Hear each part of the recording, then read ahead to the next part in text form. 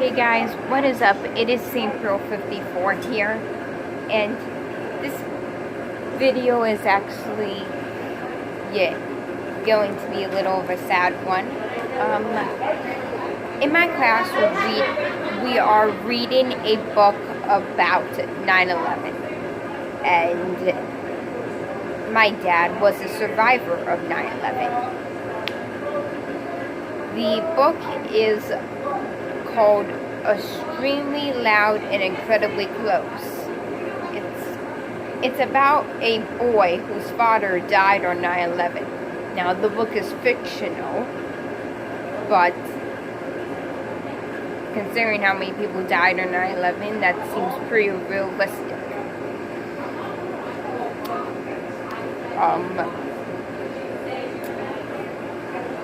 So I wrote 4 poems inspired by this book. Here it is.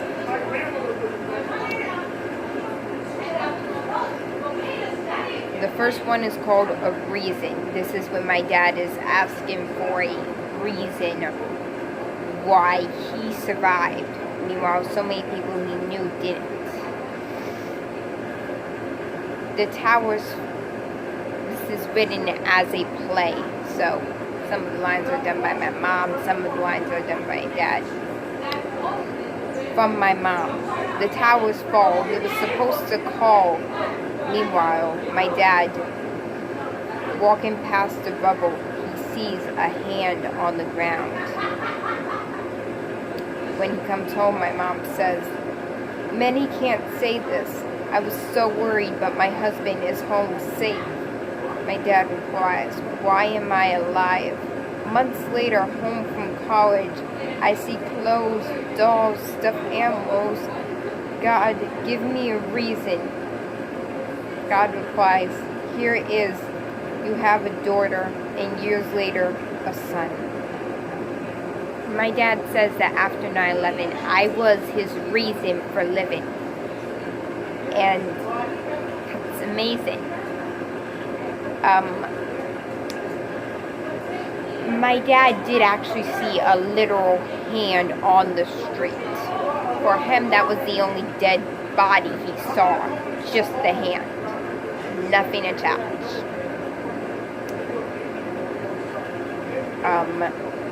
The next one is called Survivors Attacked. So my dad gets a lot of flashbacks from 9/11. It's a small form of PTSD. So this is it.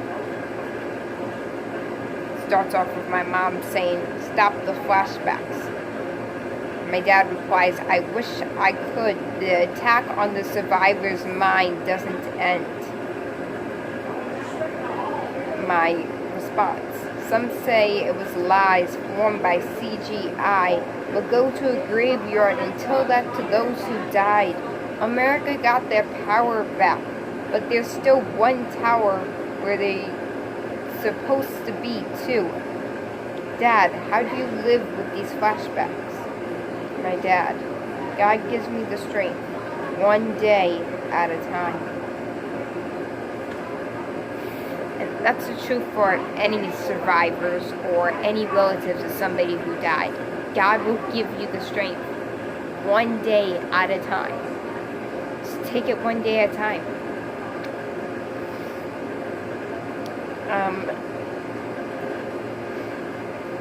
As you know, the one tower where 2 are supposed to be refers to the Freedom Tower, which is in place of the Twin Towers. There are some conspiracy theorists that are saying 9/11 did not happen. It was all CGI'd. As my dad would say, you can't CGI the sky. So this is the 3rd short poem about where my mind was in geometry class, which was elsewhere. I literally could not think about anything but 9/11 that entire day because I felt such a connection to it because my dad was a survivor and he said I was his reason for living. And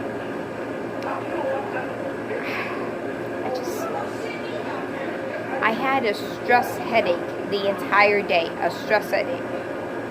And this stress headache went on for hours, the whole day. So, here it is, elsewhere. It's geometry class, and my mind is elsewhere. Focus on the work, my mind will get there. I take a walk to clear my mind. I whisper a prayer and start to cry. No ink on my paper, because the only numbers in my mind are 9, 11, and 2001. I come back to my class. My classmate jokingly writes meow on my paper. Ow, feels like my stress headache stole my laughter. I keep the paper so I can laugh later. My mind is elsewhere. My classmate did not know what was going on at the time. He is my geometry classmate only. He was not there during the OA class. So that explains the joke.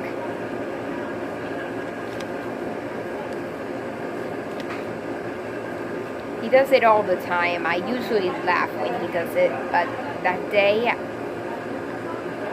I opened my mouth to laugh and nothing came out. This next poem I wrote today, the 3 other poems I wrote when we were first started reading the book. Next poem I wrote today, when we watched a scene of the movie. The book, Extremely Loud and Incredibly Close, was made into a movie. And we watched the last scene of the movie. In the movie, Oscar, the little boy, shakes his mom violently and asks why is my dad dead, and his mom shakes him back, saying, I don't know. And through tears, after both of them shaking each other, yelling, and Oscar throwing a bunch of stuff on the kitchen table onto the floor, says to her, it should have been you. And this scene really gripped me in the movie. However, my classmates' reaction was what gripped me more. I'll read the poem and you'll understand. The Holy Spirit comes like a dove. Before, let me explain one of the lines of the poem. One of the lines of the poem is, my eyes are fiery blue. I use fire to symbolize the anger in me, and I use blue to symbolize the sorrow. Now, ignore the fact that my eyes are literally fiery blue. It's just a phrase to symbolize the anger and sorrowful look in my eyes at the time. The Holy Spirit comes like a dove and asks me why my eyes are fiery blue. As I cry, he attempts to dry my tears, but because he is love, he begins to weep with me. My heart is gripped by sorrow and anger. I don't understand why disaster gives my class laughter. When they see a child shake his mother, asking why 9/11 stole his father, she shakes him back and yells, I don't know. And all you can hear in my class is laughter. I don't know either. I don't know why the phrase Happy Memorial Day will be said. Was the memory and respect for those who died willed? Where is your heart, soul, and mind?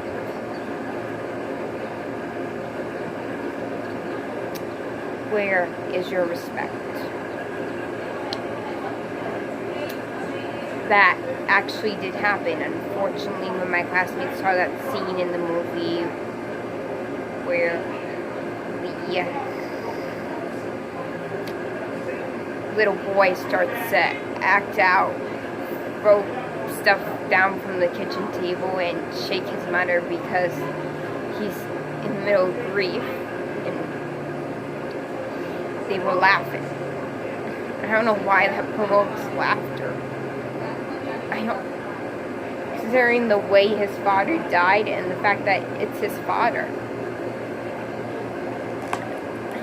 I don't know why. And I included that because yesterday was Memorial Day. Well, I'm actually making this video on the day after Memorial Day. I don't know if I will be uploading it today. I include that part because somebody who shall remain nameless wished my father a happy Memorial Day.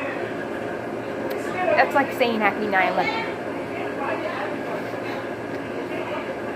We forget the meaning, and I'm not saying it. We forget the meaning of these days.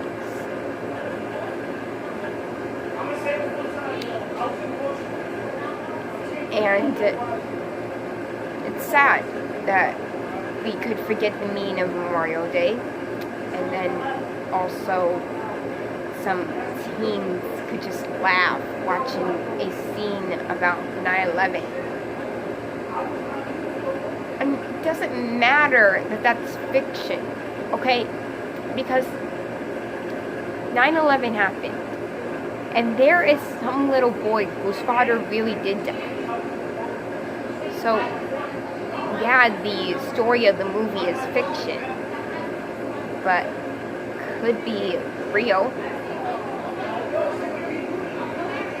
for some little boy out there. And what if this was your father? What if this was your mother? Bet you would think differently. Bet you wouldn't be sitting there laughing.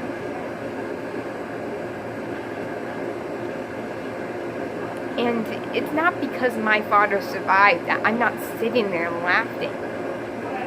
My friend, he immigrated here from Israel when he was 13 years old.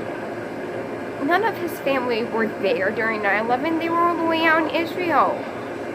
And he is gripping and squeezing my hand, looking at this scene,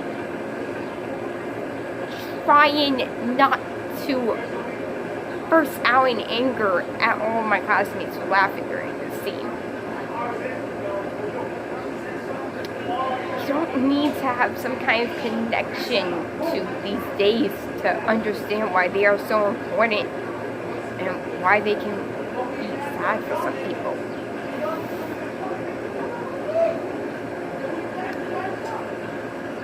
And I have one more thing to say, and I literally have 3 minutes. I don't know why some people survived and some people didn't. I'm not God. All I can say is that when we are born, there is a purpose for our lives. And when a person dies, their purpose is up. Since my heart is still beating, my purpose is still here. I still continue my purpose. I don't know why a person's purpose ends at a certain time and starts at a certain time, but that's all I can really say. Wow. Okay, I said that in 45 seconds. I really shouldn't have done that. So, we're gonna end this now. And that's all.